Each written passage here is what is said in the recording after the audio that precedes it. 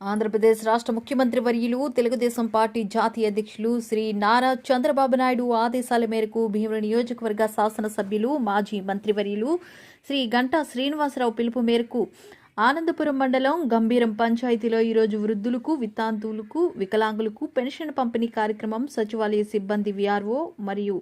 Panchayat secretary కూటమి సభ్యుల ఆధ్వర్యంలో ప్రతి ఒక్కరికి పెన్షన్ ని అందించారు. ఈ సందర్భంగా జనసేన పార్టీ మండల